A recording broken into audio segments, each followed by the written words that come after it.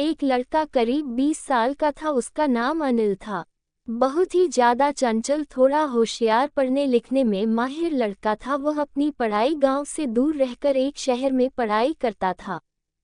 अनिल के कॉलेज में गर्मियों की छुट्टी तथा होली की त्योहार के कारण उनके कॉलेज में छुट्टी होने वाले थे। वह कोलकाता शहर से अपना घर झारखंड के रांची जिला में आने वाला था। अनिल का घर रांची जिला में ही स्थित था। कॉलेज छुट्टी होते ही सभी लड़के अपने अपने घर की तरफ ट्रेन पकड़कर निकल चले थे। फिर उन्हीं में से अनिल भी अपने घर की तरफ जाने के लिए टिकट काउंटर पर अपना टिकट कटाने के लिए गया था। जैसे ही टिकट काउंटर पर गया था, वहां बहुत ज्यादा भीड़ लगी हुई थी। लेकिन दूसरी तरफ टिकट काउंटर के दूसरी लाइन में लेडीज मतलब कि महिला लोगों की लाइन लगी हुई थी। ट्रेन बहुत जल्द ही आने वाली थी, जिसका हमसे अनिल को भी जल्दी में टिकट कटाने की जरूरत भी है। वह जब टिकट काउंटर पर गया तो देखा कि बहुत ज़्यादा भीड़ होने के कारण वह बहुत पीछे लाइन में लग गया था। अनिल को लग रहा था कि अब टिकट मिलना मुश्किल ही नहीं नामुमकिन है, क्योंकि ट्रेन आने में मात्र 10 मिनट ही बाकी थे और करीब 100 लोगों की लंबी लाइन लगी हुई थी टिकट काउंटर में। वह जल्दीबाजी में टिकट कटाने के लिए कोई तरकीब सोच ही रहा था कि उसे एक लड़की दिखाई दिया। वह लड़की भी ना टिकट लेने के लिए महिला वाली टिकट काउंटर वाली लाइन में लगी हुई थी। वह लड़की भी रांची जाने वाली थी और उनके पास पेन नहीं था टिकट फॉर्म भरने के लिए। ऐसे में अनिल के ऊपरी पॉकेट में कलम देखकर वह लड़की कहती है कि कृपया मुझे थोड़ा सा कलम दीजिएगा, मुझे भी फॉर्म भरना है टिकट खरीदने के लिए। उसके बाद अनिल कहता है, मैं लिखने के लिए कलम तो दे दूंगा, लेकिन कृपया करके मेरे भी टिकट वश में भाग लीजिए। आप भी उसी स्टेशन तक जाएगा जिस स्टेशन से मुझे घर जाना है। तभी वह लड़की पूछती है कि आपको कौन सा स्टेशन पर जाना है। उसके बाद अनिल कहता है कि मुझे झारखंड के रांची स्टेशन तक जाना है। फिर उसने वह लड़की भी कहती है, मुझे भी झारखंड के रांची डिस्ट्रिक्ट रखी जाना है। फिर उसके बाद अनिल कहता है कि एक ही टिकट में मेरा भी नाम बाहर लीजिएगा, मुझे भी टिकट मिलने में आसानी हो जाएगी और फिर हम लोग उसी टिकट से अपना सफ़र तय कर लेंगे। लड़की सोनू का बात मान जाती है। वह कहती है कि ठीक है, मैं आपका टिकट अपनी टिकट नहीं मिलाकर ले लूँगी। फिर अनिल अपने पॉकेट से पैसे निकलता है, उस लड़की को देखा है ताकि वह टिकट उसके बदले भी कटाते हैं। हम दोनों आदमी टिकट लेकर दौड़े दौड़े ट्रेन के पास आता है। जैसे ही ट्रेन में दोनों आदमी चलते हैं, ट्रेन को 1 मिनट में अपना इंजन चालू करके चल पड़ती है।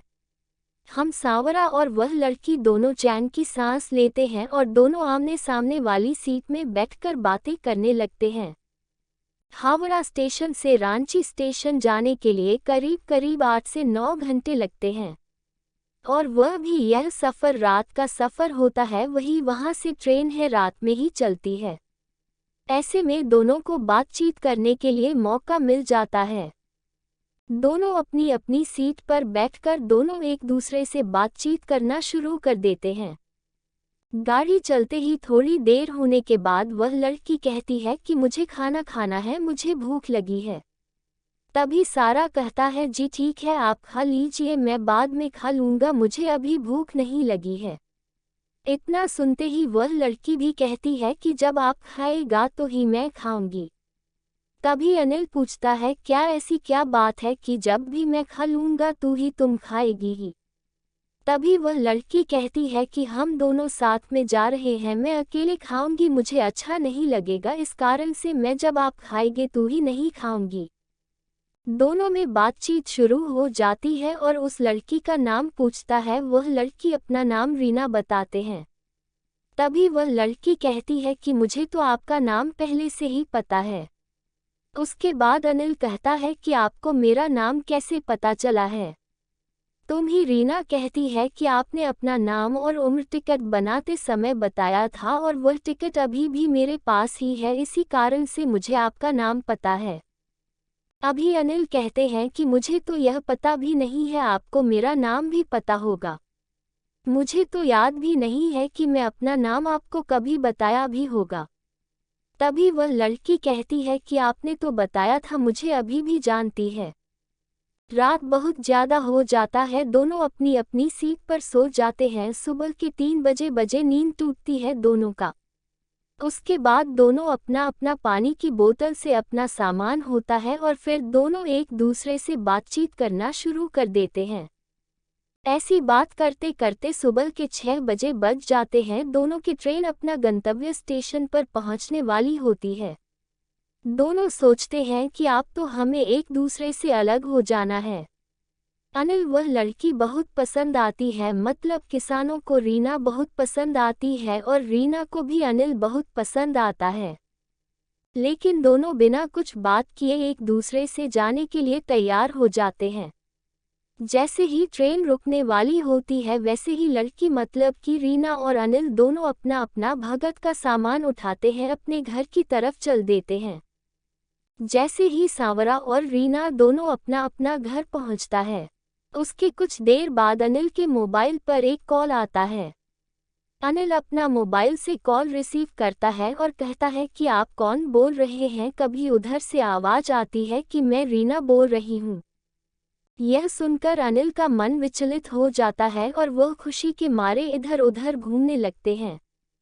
क्योंकि अनिल को सुबह का नंबर तथा उसका कॉल देखकर उसे बहुत ज्यादा खुशी मिली है।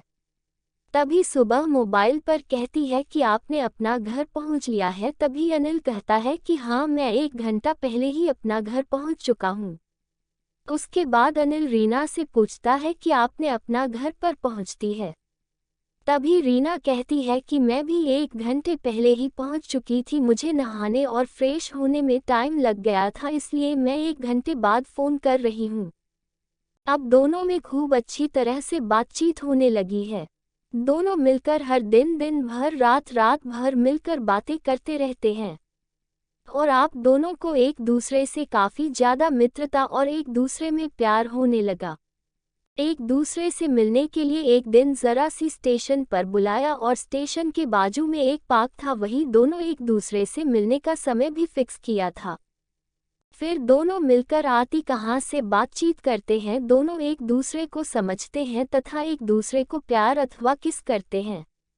उसके बाद दोनों अपनी शादी के लिए अपने अपने घर वाले को कहते हैं। घर वाले दोनों के घर वाले से बातचीत करते हैं और शादी के लिए राजी हो जाते हैं।